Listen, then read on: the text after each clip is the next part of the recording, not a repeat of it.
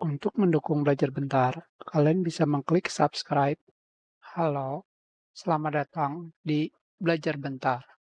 Pada video sebelumnya, kita mencoba memperbaiki speak to text yang tidak bisa digunakan dengan cara melakukan update Python ke versi 3.13.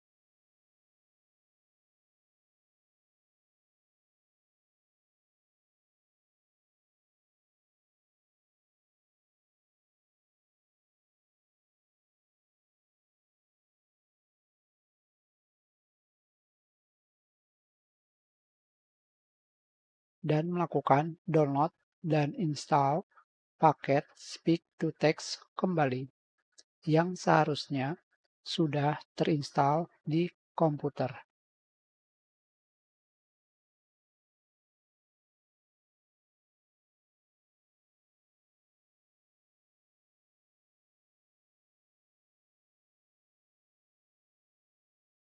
Yang sayangnya, di pengaturan plugin Speak to Text, pada bagian bawah, saya baru melihat centang Use System Package Only, yang setelah saya lihat pada bagian informasi ketika diaktifkan, Kdenlive akan menggunakan paket Speak to Text yang sudah terinstall pada komputer hanya untuk pengguna tingkat lanjut karena kalian harus mengatur semuanya sendiri dengan benar. Jadi, kalian bisa mencoba hanya dengan mengaktifkan Use System Package Only untuk bisa kembali menggunakan Speak to Text Whisper.